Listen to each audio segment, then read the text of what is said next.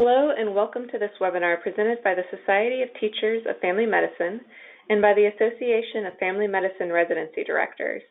My name is Emily Walters and I'll be facilitating today's webinar session called Make the Residency Curriculum Resource Come Alive, Integrating the RCR into Your Program. Our presenter today is Michael Tuggy, MD, a clinical professor at the University of Washington and the senior editor of the Family Medicine Residency Curriculum Resource. Welcome, Mike. Thank you very much. It's a pleasure to be with you all today, and I hope that we have a chance to get you excited about this resource if you have already subscribed to it and how to use it. And if you haven't subscribed to it, want to know more about it, hopefully I can provide you with enough information to see if this is going to work well for your program. If you don't know, my background is that of being a residency director for 15 years in Seattle and was on faculty prior to that, and have done a lot of work on trying to standardize curriculum.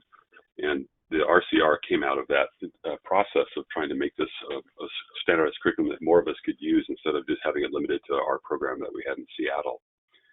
So my objectives today is to have you learn about the current resources that are now available in the RCR, to look at examples of how to implement core topics into your curriculum, to understand the value of case-based teaching modules for the core topics, and then also learn how to submit a core topic proposal to complete a full project. And so we'll move through these slides, and we'll hopefully have some time for some Q&A. But I just wanted to go back to why we did this. One of the problems is as a program director or faculty is you want to make sure that your residents are getting what they need to be competent family physicians. And in their training that they have with you, whether in your program for 3 years. And the problem is that we don't often have enough time to cover core topics in our schedules. I mean, it's really, most people's didactic schedules are fairly tight with the amount of teaching we need to cover and the time allotted to actually have teaching going on. There's also not a lot of time for faculty to develop lectures that are of high quality, and also or even doing self-learning modules. It takes a tremendous amount of time to put together a good lecture, maybe 10 hours or so of work to really do the research, do the, putting the slides together, putting together the presentation materials you may have. And so that's a barrier. And then, from a program perspective, how do we pay for this time to do this work? I mean, if your faculty are spending a lot of their time developing content, then they're not doing other things like, for instance, doing evaluations, which always seems to be problematic. A lot of programs are getting evaluations done by faculty of the residents they're working with. So time is money in this instance, and so we were looking at how to solve this problem. So the first question for you is what closest description of how your program organizes your didactic lectures? Take a look at these three options and see which one you're closest to, and Emily will give you a poll to complete. That's right. So I'm going to go ahead and launch the poll. It's a slightly shorter description, so we'll go ahead and launch that. So our question for you today is, which of these is the closest description? Is it number A, every year you build a detailed schedule of at least 6 months in advance based on a master curriculum list of topics? B, we have a general list of topic areas and we have our faculty decide what the lecture topic will be for a given session. Or C, we don't have a specific master schedule of topics that we want covered every year. We build our lecture schedule month by month. So I can see that a lot of you are already turning in your poll responses. So thank you for that. And it is kind of interesting just to see that there's a lot of different ways that you might be able to handle it. I'll just give you just a few more seconds while a lot of you are voting. And I do appreciate you taking a moment to do that. Okay, so it looks like the majority of you have voted, so I'm going to go ahead and close the poll and share the results with all of you. All right. So it looks like the majority at 64% do have a detailed master schedule of at least 6 months in advance of the master curriculum list of topics. We have 14% who choose from a general list of topic areas and let the faculty decide what the lecture topic will be for a given section. And then about 23% of you, fairly significant, don't have a master schedule of topics, but you build your lecture schedule month by month. So thank you all for sharing kind of how you have that set up. Great. Okay, so the question that we asked in our program when we started this process of transforming our curriculum was, first thing is really how good are our teaching sessions that we have. We had these didactic lecture afternoons blocked out, and we were having faculty present, and we weren't sure about the quality and the amount of learning residents were actually getting in that time that we had cut out for them. We were doing workshops, we were doing other conferences within our program, and there was a wide variety of teaching methods. Certainly, we had people who would present slides and walk through their slides. Residents would be may or may not be paying attention the entire time. Some are taking a nap, some are on their cell phones. Those kinds of problems that we certainly see with a lot of working with residents as far as teaching sessions go. But then we also have people who are doing some really interactive sessions too. We could see the difference in some of the engagement that residents had. So we started looking into why are we teaching in ways that we're not engaging our residents. So really this is looking at kind of a value equation for the time that we had for teaching, and how can we maximize that so that if we're giving a lecture on hypertension, that resident walks out the door really understanding the key concepts of managing hypertension and making sure they're putting it into long-term storage. And this last one, the last question is, do your residents sleep, text, or get on Facebook during the didactics? And this is certainly an issue that we worry about now because of the pull of social media and other distractions, and we need to keep our residents engaged in the content that we're presenting to them.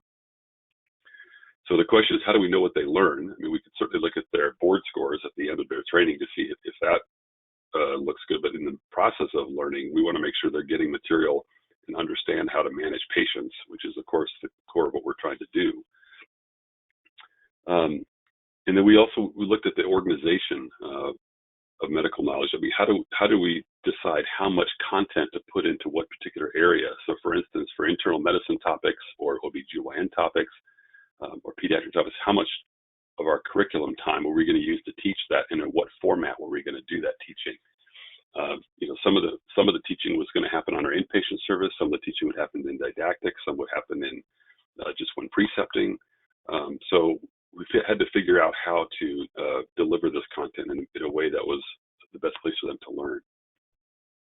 And then, are our faculty really skilled at developing learning tools and lectures? There's a skill set to developing a good lecture activity, and we wanted to make sure that our faculty were trained in that. So here's another question that Emily will ask you guys. What % of your didactic topics are presented by your family medicine faculty or to your residents versus a specialist providing that lecture? All right, yes, so I'll go ahead and launch this poll so that you all have a chance to let us know what percentage of your topics are presented by your family medicine faculty rather than it being a specialist providing the lecture. And thank you all. I see your votes are coming in pretty quickly. And I'm fairly curious to see these results because I wasn't quite sure what this breakdown would look like for our audience today. Okay, we'll give it a few more seconds as you all continue to vote. And I'm going to go ahead and close the poll, and I'll share the results so we see what we've got. All right, so that's very even and apropos. We've got 50% of you voted for 50% are represented by the family medicine faculty. 10% or 14% let us know that 10% of your lectures are presented by family medicine faculty. 27% of you let us know that 80% of your family medicine lectures are presented by family medicine faculty, and 9% of you said that more than 90% of your didactic topics are presented by your family medicine faculty. So fairly interesting, kind of more of an even mix than I was expecting, actually. Yeah, so that's interesting because we actually had one of our faculty started to sit in on all of the lectures being given to our residents. And she was an educator by training before becoming a physician. And what her concern was, when we had outside faculty coming in to teach, is that they were definitely teaching topics from a specialty perspective, And some of them were very good about engaging our residents, and some of them were incredibly poor, where they would just run through 45 slides in an hour, and that would be it, with really minimal engagement of our residents. And we realized that of that cadre of speakers, that we were not getting very good learning about more than half the time. So we decided at that point that it would be far better for us to develop the content for those talks internally, have our faculty present that topic in a better way, and it really made a huge difference in the percentage. In our program, we were doing over 90% of our lectures because we felt like our faculty would do a much better job of engaging the residents in the core learning that they needed to do during that topic. So this is what's kind of spurred the whole development of a core curriculum. And initially, we did this within our program, where we started compiling lectures and trying to make them much more interactive, and then building out a core topic list, building out what how we were going to frame the 18-month cycle of repetition that we were doing. Every 18 months, we'd repeat the lecture to make sure that every resident had an opportunity to hear the core topics that we thought were most important. And we organized those topics by when we would give them rotations, or as a cycle throughout the year, to make sure that they would have a chance to hear a core topic. And as I presented this at some of the national meetings at PDW, a lot of other directors really wanted to copy and paste what we had put online for our core topic schedules, and even accessing some of our lectures that we had posted online. And we realized that we had a much better opportunity to do this as a unified group nationally if we had a centralized curriculum, and having people submit high quality lectures for that curriculum. So that's what the residency curriculum resource came from, was that desire by program directors to have a kind of a single source curriculum website where there was content that was really well developed, but also vetted and reviewed and kind of evaluated for quality before being posted there. So why is this all important? I just want to step back and talk about a little bit about the EPAs of family medicine. If you haven't had a chance to look at these, which are on the AFMRD website, and I believe STFM is linked to them, the EPAs describe what it is that a family physician needs to be in our current day and age when they finish training. What kind of skill sets they need to have, and basically we need to be excellent diagnosticians. And we need to be able to manage a broad range of diseases without having to refer them out. And that's what often our community expects of us to be able to do. And certainly, if we're going to be providing value as family physicians to the healthcare system, we have to be able to get the right diagnosis and manage complex disease as part of our routine work every day. So we saw this as developing a curriculum to make sure that our residents are getting taught these core topics, so that we knew that when people graduate, they would have a handle on how to manage these common problems that we present within our core lectures. So the current state of the RCR, we have the bulk of the PGY1 core topics and most of the PGY2 and 3 core topics built and completed now. And again, these core topics are what our editorial board put together a list of the most common topics that residency programs seek to deliver, and we tried to eliminate the minutia, because too many times if you look at a core curriculum guideline, it may have way more topics you could possibly present within that area. So we've tried to consolidate some of those topics into groups that would make sense for the learner. And we launched the RCR before we had these topics done, but because we wanted to get some of this content out there. I think we had about 120 topics when we first started, and now we're over 170. We're actually approaching 200 core topics now. And just trying to deliver 200 core topics over an 18-month cycle is challenging, and that's a little bit what we'll talk about in the slides I had here, how we do that. As far as value, basically you're paying about $10 per lecture. If you're subscribed to this, and which is certainly a good value when you compare it to the faculty time it would take to compare the content that you're getting. We decided to try to make the subscription, fairly low cost for programs, because we really want people to use it. Not only, especially just to make sure that we know these core topics are out there and available, and that residents are getting taught similar content across programs, so that we're, trying to, again, produce a quality product in our training programs, and the consistency is important. And the annual fee that we charge is to help maintain the website, update new content, get our curriculum reviewers on board to do the review work they have to get done.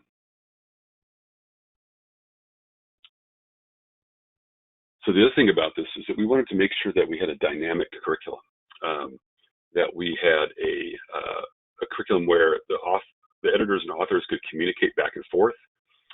We wanted to put, make it an active learning environment where there's opportunities for collaboration.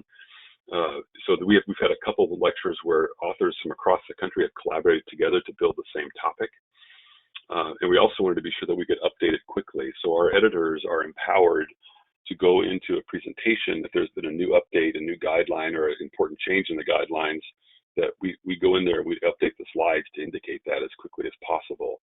And then every 2 years, we ask for a full review by the author to review their slides and update it again, so that we keep the material fresh. It's another audience response question. What % of your learning sessions have dedicated time for the residents to do some active problem solving with cases as part of the presentation? All right, so I'll go ahead and launch that poll for everybody. So you can go ahead and let us know what % of time that you have your residents doing active problem solving within each of your learning sessions, or what % of those learning sessions you're doing active problem solving based on cases. All right, those votes are coming in fast. Thank you, guys. Let's just give it just a few more seconds here as those last few votes come in. Do appreciate it, everybody. All righty, so I'll go ahead and let's see what our results are. I'll share these results. Interesting. Okay, so it looks like we've got the majority of you at 44% do about 40% of your learning sessions have active problem solving with cases. 36% of you have about 20% of your learning sessions have dedicated time for active problem solving, and 20% of you all in the audience say that about 60% of your learning sessions have active problem solving with cases. Okay. Okay, the reason why I asked this question is that we know a lot about what helps learning stick. And for some of you who were on my last webinar, we talked about the brain rules. That's a book that if you haven't read as an educator, I would highly recommend picking up a copy on Amazon and reading it. And then Jane Bella is also an author and educator who has written her books about the 8 steps of active learning. And within that, she has the 4 A's of active learning, which are kind of the key subset of the learning environment that I'll talk a little bit more about. But we decided to develop presentation content for the RCR by requiring the authors to do active learning methods within their teaching. So the vast majority of our topics have an interactive component where the residents are asked to do some problem solving, usually working with cases.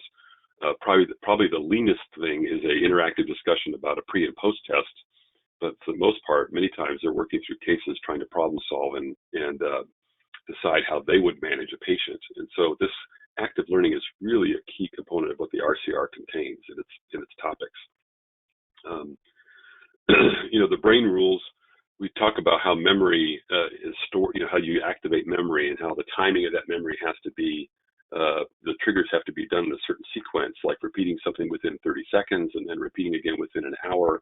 And then thinking about that same recall the next morning helps you retain much, much more, at least 60% retention if you do those things 24 hours later, and that 60% retention will continue on into the future if you use those tools. And so trying to engage learners in topics where they're forced to rehash and think through the key learning points and key concepts is what we want to have done in these lectures. So we're designing these. We want to design teaching sessions that allow these memory rules to take effect, and just engage them in their learning. And then for looking at concepts of Jane Vella, she's got these 2 books on teaching and learning, and then on listening to teach and learning to teach. Highly recommend reading at least one of these 2, because they have they do overlap a bit on how some of their content.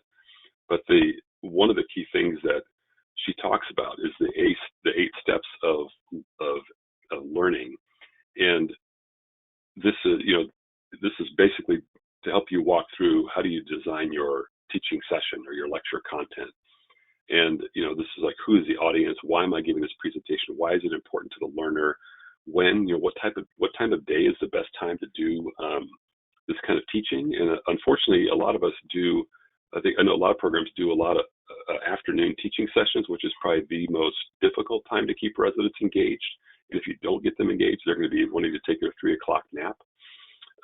Where, the setting in which you do your teaching, what the content is, and then the final thing is, probably the most important thing is the how. Number 7. The how of how we teach is, what actually goes on in the learning session is really critical for helping residents retain the material you're presenting to them. So the how, there's basically 4 things. There needs to be some sort of anchor. So connecting the content of what you're teaching to what they need to know. And so many times, this is where cases are so important, because when you have a case-based learning session, the resident gets to see that they'll often see that the patient you're presenting in that case is something that they have seen before, or they're likely to see. So they realize this is important because I'm going to see this when I'm working in my clinic or in the hospital. And then the second part of this is to add something new. So to make sure that your teaching is actually having them question what they're doing in their current practice or their understanding of the disease process. And this is where this adding something new, it's interesting, is as we found with our 18-month cycle of didactics, some of our 3rd-year residents would have heard the lecture 18 months before, but we would often engage them in the problem solving with their junior residents, and they would see sometimes pitfalls or mistakes that the residents who had never heard the topic before we've been making, and they would kind of understand better how their knowledge has transformed, and also how they could transform the knowledge of their colleagues that they're working with who are more junior to them. The application piece of the 4 A's, practicing what they learned. This is again where if you have a case-based teaching with questions for them to answer, such as say you have a new hypertensive, which medications would you start at first, and then you add, as the case develops, you say, okay, they're not controlled on an ACE inhibitor. What would be the second medication you would use if they have these other comorbid conditions? So you add layers of questions that force them to practice and use the knowledge that they have in order to actually understand their choices about management. And then the last part of the 4 A's is to take it, is the away part, which is taking it home and using it. And, if we're presenting core topics that of common problems that patients or that our residents see, then they are going to use it. It's going to be something that's part of their practice. And this is where selecting core topics that really make a difference is really important, because we don't want to be presenting or using precious didactic times to spend those times on topics that they may not actually deal with in their practice. So let's take a look at the RCR. If you have on your computer, you can actually just pop over to the FAM@rcr.org. It's also rcr.com. I'm going to see if we can pop out here to do that, and hopefully it'll transmit properly. I'm going to put this on the screen so you can see it. So I've signed in already. So this is, if you're signed in, the RCR has several different categories, or several different tabs at the top. And the first one is just an introductory page on the home page, but the Access Curriculum bar, which is in the center, takes you to this page where we have organized these core topics into common PGY1 resources. This doesn't mean that they have to be. This is that your program has to teach these resources in the PGY1 year, but these are ones that we kind of correlate more with PGY1 rotations that our residents do in their first year. And then in the second section is PGY2 and 3. We found that programs vary so much in how they present, or and how they do their rotations, that it was difficult to say there should be a second year learning and third year learning. It really was more of a senior resident level versus the intern level. And if you click on one of these images here, you'll get onto the PGY1 resources that bring you, we call these the core topic areas. So these are the common, these actually kind of resemble the rotations that we usually do. And some of these areas would have multiple rotations, and some of them may only have one core rotation. So like adult medicine and critical care, this clearly is going to cover a lot of the topics that we see on the inpatient service. So you'll see here that we have things that your residents would be taking care of on a regular basis on the inpatient service, and trying to cover these for them so that they know how to manage these patients is really key. And one of the things that a lot of programs are doing is they'll take these topics, and some of these topics they will not present as part of a combined didactic series, but they actually cycle these through their residents as they're on their inpatient rotations. So this provides them content to actually teach on a rotations-based schedule as opposed to a didactic schedule. But they have to be, one of the challenges of this is making sure that every resident hears the topic or here's the lecture. And what we did in our program was we would take acute coronary syndrome, we would present that to the residents about 4 or 5 times during the year during their inpatient rotation in small groups, a group of 4 to 5 residents who are working on the team together. And that allowed us to make sure that every resident heard the topic. And if for some reason somebody missed that, they can still download the presentation, go through the slides, make sure that they had the understanding. And generally, this worked pretty well to get people up to speed on the teaching we wanted them to do. The other thing you'll notice on this core topic list is that we have also tied on the right side here the AAFP guidelines, curriculum guidelines as well, so you can compare the topics that we're discussing with those guidelines, and then also the relevant EPAs that are tied to these core topics. So I'll go back again to the other PGY1 topics. But again, there's a lot of rich content in here, and if you have a subscription to this, not only do you see this content, but I'm just going to jump into one of the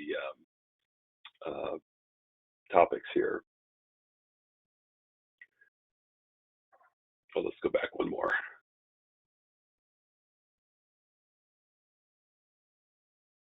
Okay, so this is the actual topic area, and so what we see here is recommended readings, these are available to everybody whether you're subscribed or not. And so this gives you a tool to have residents have access to reading materials prior to a didactic you may give on this if you don't have the content below here. But if you are subscribed, then you actually see all this content here. And this is the format that we've chosen to use, where we provide a facilitator's guide for every topic, which is basically an explanation to the teacher of how to present the material, how to run the session, what are the key teaching points as the slides are moving through. If you're using slides, sometimes there's a minimal amount of slides, and in this case, there's a lot of case studies. And we use the case studies, have a Word document attached to them that the resident works through the cases and writes their answers down on, and there's also a quiz. And it's accompanied by a very small PowerPoint to kind of present the case to the learners. And this is typical of a lot of our presentations, where there is a PowerPoint, which is the tool just to project either the case or the questions or the key teaching points, the facilitator's guide, and then usually a quiz, and then some hands-on material for the residents to work with. And this is, I view these materials as a start for your faculty, because if they want to develop an additional case or add new content, they're free to do that. These presentations are editable, so it allows them to customize the presentation to the needs of your program. So that's kind of a typical presentation of how they look. just want to take a quick glance at the PGY2-3 resources. Again, there's some similar overlap of these, like these adult medicine and critical care topics are more complex and more kind of higher complexity problems that we've selected for that part of the curriculum for the PGY2-3. We are working right now on getting more procedural workshops in the curriculum. That's one of our next goals this next year, is to have more procedures done. So you'll be able to teach your residents using those pre-built workshops. So again, a lot of topics, areas here. And if you dive into these areas, you see there are plenty of core topics within these areas.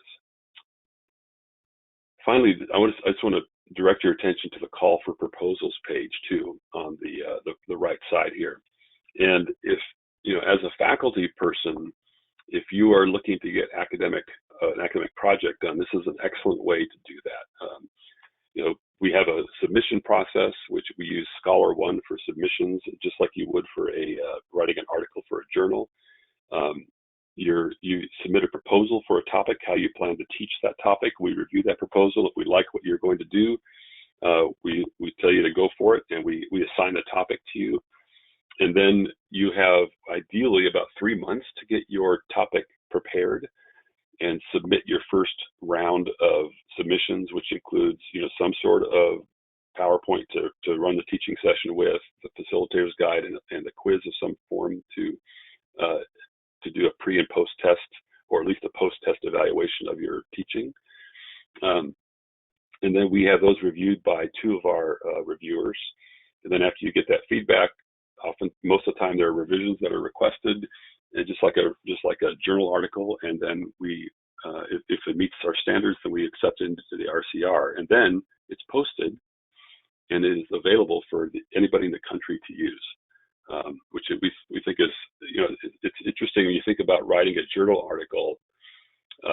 Sometimes I'm not sure if I've written an article, how many people have read it and used it, and is it really making an impact on our specialty by having prepared a journal article. Well, if you prepare a core topic, you can be sure that it's going to be impacting the learning of residents in multiple programs. And I think we have over 170 subscriptions now, so nearly 1/3 of our programs in the country are using the RCR for core content, and that is a big impact on resident learning if you're able to produce something for the RCR.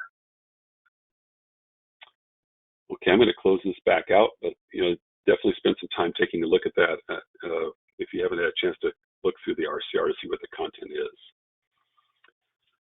So now let's move on to curriculum integration. We have all these core topics, and how are you going to integrate those into a schedule that makes sense for your program, and getting them cycled properly so that residents are exposed to that content. And I think this is really a challenge. I mean, there are definitely probably more topics than you can deliver necessarily, but if you are creative in how and when you deliver them over the 3 years, you can usually get them all covered. It does require several hours of teaching sessions per week in order to get this content done. And then also using some of the teaching sessions that you have on your inpatient service and your OB service. Those areas are all places where you can actually get this content delivered. What we did, our process was to look at how many hours of dedicated teaching time we had per year, and then deciding that we decided to repeat the topics twice over a 3-year period to make sure they were getting done for some of our topics, and some topics we repeated annually. And on some of our topics where we were doing rotation-based teaching, we would actually repeat them maybe 4 times during the year to ensure that all residents were exposed to the content. We also had to create allotments for topic areas. Like, for instance, we had 15 hours of lectures devoted to OB. We had 40 hours devoted to internal medicine topics. We had 15 hours devoted to pediatric topics, et cetera. We went through all the core specialty type areas or subsets of areas that we work in as family physicians, and created that based on how much content there was, but also how often we see those kinds of problems in clinic. And then we created a calendar where we had pre-assigned these topics to fill in the content to make sure that we covered them. So with this, many programs do an 18-month cycle. Some do a 12-month cycle of their topics. The outpatient topics is what we would typically do for our weekly didactic sessions, and also chronic disease management topics like that. And then on the rotations, we would cycle these more often and be much more disease or problem-based specialty topics. And just to show you an example, this is maybe a little bit difficult to read, but on a typical calendar for us, we would have this is the week of July 7th through 11th, and we have a Monday morning case conference. We have a inpatient lecture done on Mondays. On our inpatient team, our inpatient pediatrics team had a lecture on Tuesdays. We had an OB lecture on Tuesdays. Tuesday afternoons we had a didactic conference, which in this case was actually, this is an OB afternoon, and we would have the topics sorted out, for what the content was going to be for that lecture. This is all pre-designated on our 18-month cycle. We would have, ICU topics presented by the ICU physicians. And so anyway, throughout our week, we had both inpatient and outpatient topics on this calendar. So it was a very robust calendar about what the content was going to be. And we, by having an 18-month cycle, we could just change the dates every year and just keep the cycle running to be sure we were covering these core topics. So it is a lot of work. We had one curriculum kind of guru who would work out the full schedule, and then the faculty would then volunteer or be assigned to take on topics that needed to be taught. If they had a good specialist to fill in and cover that particular topic, we would ask the specialist to cover that topic, not just have them come in with their own topic that they wanted to present on. And they would, we would have our specialty colleagues working with us to make sure these core topics were all presented. If we look at just our inpatient medicine lectures, this is again a good example of how we would try to take the core topics here, where we would just, we listed out these topics every week, how these core topics would be given in our inpatient service. And this cycled through every several months, where we would cover these key inpatient topics on a regular basis. So it really was it's a lot of work to get this done. And this is, I think, the big challenge for a program. But once you've built the template, it is much easier to deliver this year after year and ensure your residents are getting the core materials in their 3-year cycle that they have with you. And then the other piece of it too is that you can always, if something needs to be dropped off your topic list, if there's something that's more important that should be given within that topic area, you can certainly swap that out on your master schedule. Quite easy to do that once you built it. So again, how often do you repeat topics? It depends on the size of your program, your resident attendance. We had about a 60% attendance to all of our lectures because of the way our rotations were built, and the R1s are usually away or were away more often. So we'd have a more captive audience for our R2s and R3s. So we try to plan our cycles and repetition based on that, and also when we were giving the lectures.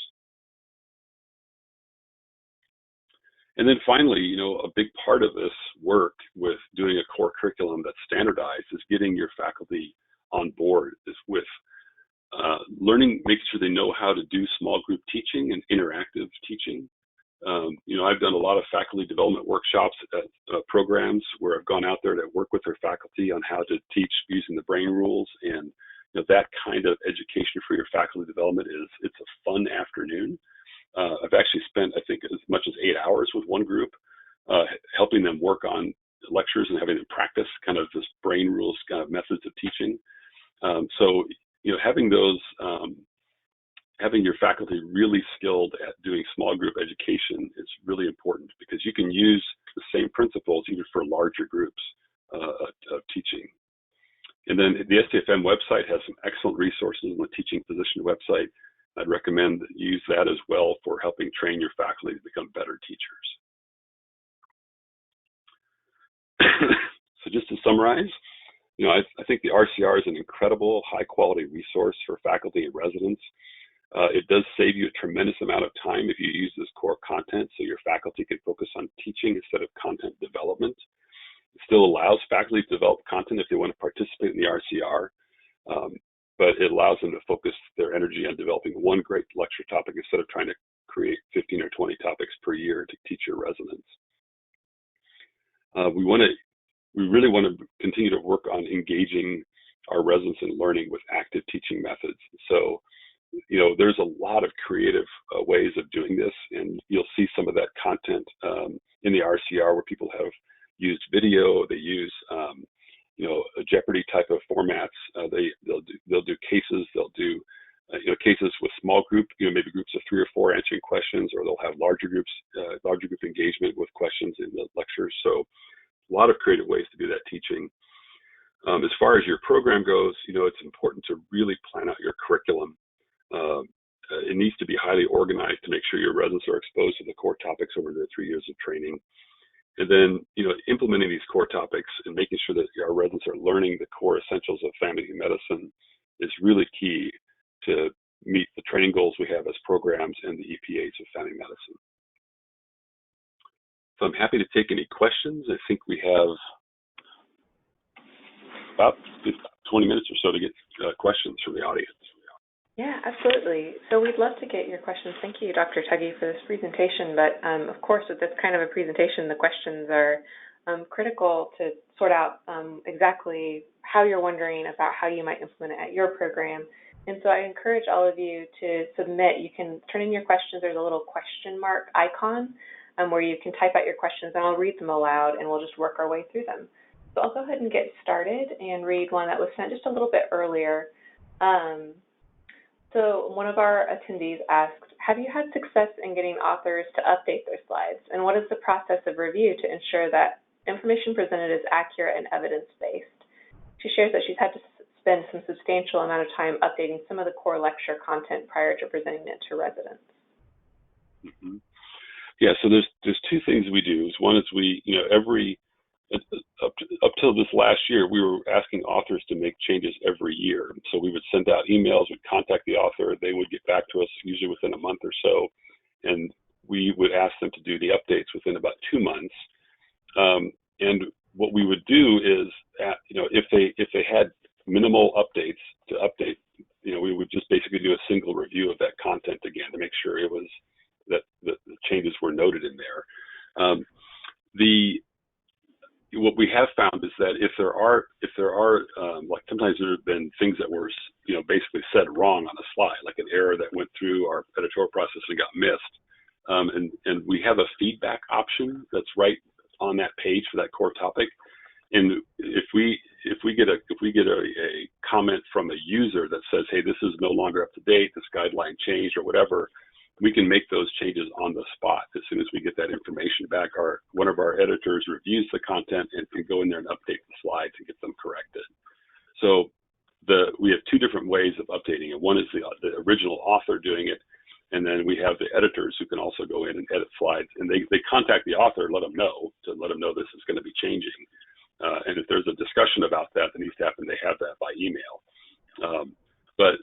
So if a user finds something they feel like is not up to date, we really want them to use that feedback tool so that we can assess it. And I think sometimes we have had comments that people have said this isn't up to date, and I think there's definitely been some differences of opinion about that. And so we may not necessarily agree with the feedback as a group of editors or the original author, depending on the content, but we certainly like to get that feedback so we can at least have the academic discussion about it, like, do we need to change this core teaching or not? Great, thank you. That makes a lot of sense. We have another question, which is one of our listeners asked, can you share your 18-month calendar? So you would have to ask my program in Seattle now, since I'm no longer there. I mean, the Swedish Family Medicine program in Seattle does have an 18-month calendar. They have, I believe, it used to be on their website. So I have to see if it's still up there. A number of programs. I know that Tim Graham, who's one of our editors, also has an 18-month cycle calendar that they use as well. So that's one of of those things that would be a great thing to post on the AFMRD, listserv, to ask for, who's willing to share their 18-month cycle, because having a couple to compare would be probably helpful, and see how well it matches your program's didactic kind of structure to see which ones you want to steal from. But yeah, we should be sharing those. I mean, those calendars are definitely helpful for creating the schedules for your own program. Yeah, absolutely. We have another couple questions about, one of our listeners asks, does the RCR still offer a discount to programs that have faculty as the current authors? So that's interesting. It's a misconception. We've actually never offered discounts if you're an author. It's always been the same price, because basically we have over 200 plus authors already, and so the goal was to make the cost of the RCR low enough that it was not, it felt like a discounted price anyway. The general surgery has a standardized curriculum that many of their programs use, and it's $10,000 a year to access that, and most programs pay that. So the RCR is priced at $1,800 for a typical size program, and for small programs it's $1,200. And we deliberately made it much cheaper, because we wanted to be sure that more programs use it. That's more important to, I think, family medicine, that we have a robust standardized curriculum, than it is to make money on it. Yeah, that makes sense. We also have another question about authorship for writing this curriculum. One of our participants asks, what is the maximum number of authors allowed per module, or how does that work? We don't really have a maximum number. Typically, I think the most we've had has been 4. However, for a particular topic, usually I think the most I've seen has been 4. But typically, it's 1 or 2 people. Sometimes it's a faculty person and a resident, which is fine. We do want a faculty member to be one of the primary authors for every topic, but you can certainly have a senior resident work on that topic with you, and we encourage that. So usually there's really no set maximum, but I think if somebody submitted with 15 authors, we kind of wonder what that's about. But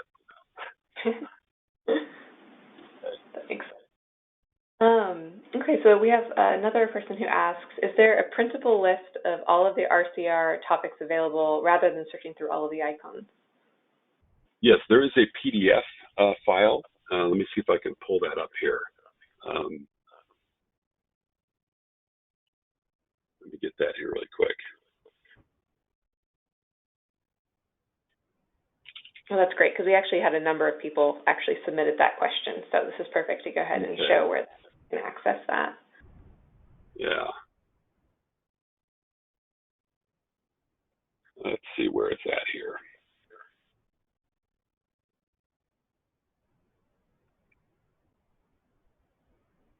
Oh yeah, is it right on that first opening page? It's right here. On the curriculum, it says list of core topics and recommended readings. So this is a PDF that we put together, so you could actually download this list. This is kind of a good way to think about getting your core topic list put together for your program. That was the intent of this, was to give you this. So it goes by adult. This is the adult critical care and all the links to the readings. And oh, by the way, the links are being updated. One of our editors, Natasha, she is actually going through all of these core topic readings, starting in January of this year, and updating them with the most recent AFP articles or other free resources that we can use that are good resources for this. So these topics are going to be much better. The readings are going to be much better updated now, starting in 2018, because we have one dedicated editor. That's all she's doing, is making sure the readings are up to date. So again, if you're looking for core topics and how to kind of clump them together in a way that you might be able to get a successful 18-month cycle put together, this is a great way to use this document for that. Quite extensive. It goes on for pages and pages and pages. Okay. So that is available. Okay.